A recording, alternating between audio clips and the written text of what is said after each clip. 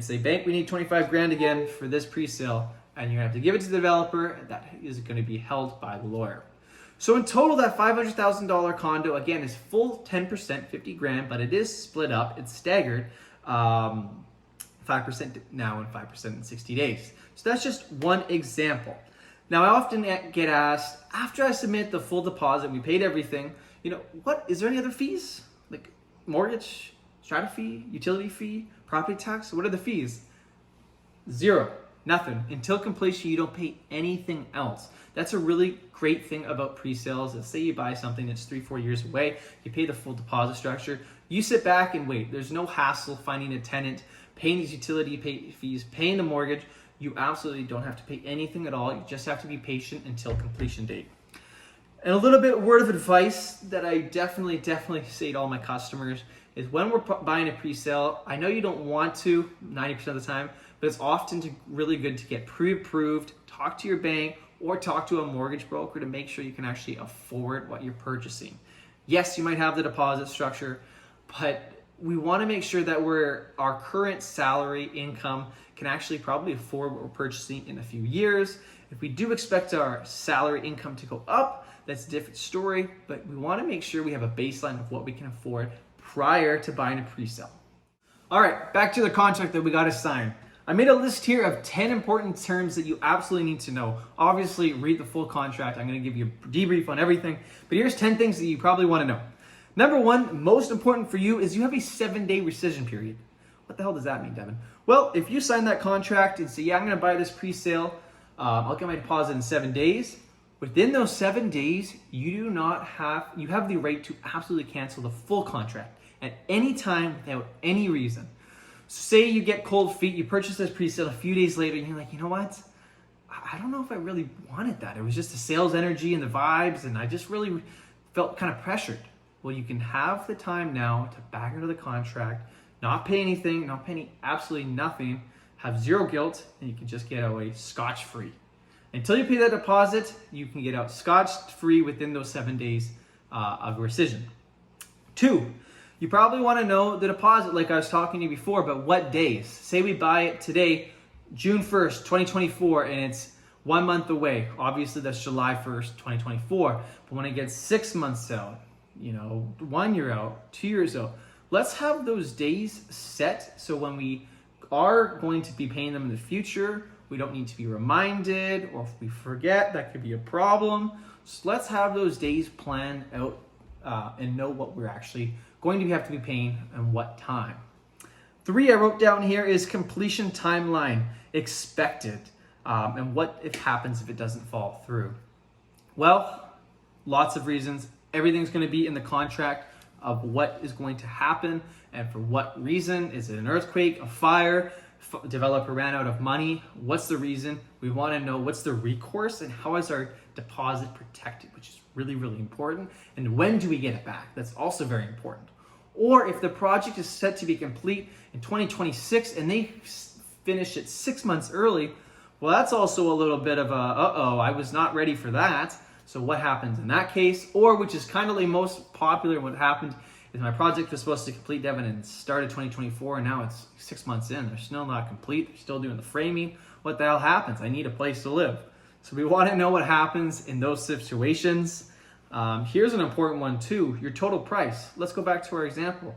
The price tag said $499, $500,000 for our example. Well, that's not the final price. You also in pre-sales have to pay GST, which is 5%. So in this case, it would be another 25 grand. And you also have to pay PTT, which is property transfer tax.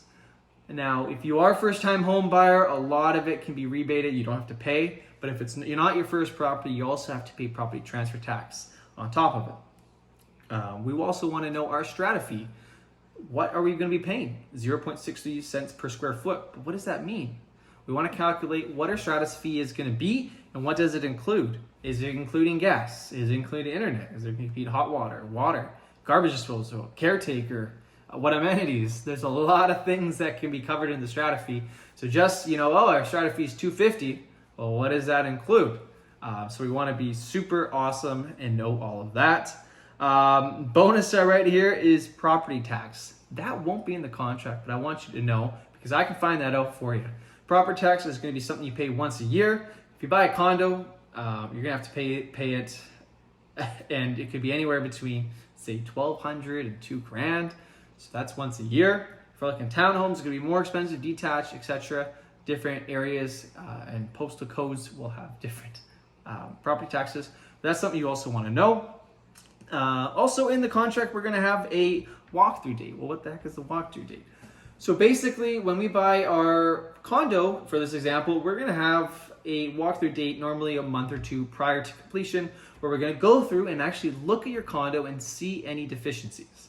This could be anything. It could be a banged up door. It could be a banged up fridge. It could be paint that's missing. It could be scuffs in the wall, holes, very dirty area, grout missing, etc. It could be a whole thing of problems or non-problems when purchasing. So what we'll go is we're going to take tape and we're going to go stick it on things that need to be fixed. And now that's the developer's responsibility to fix those things prior to moving in.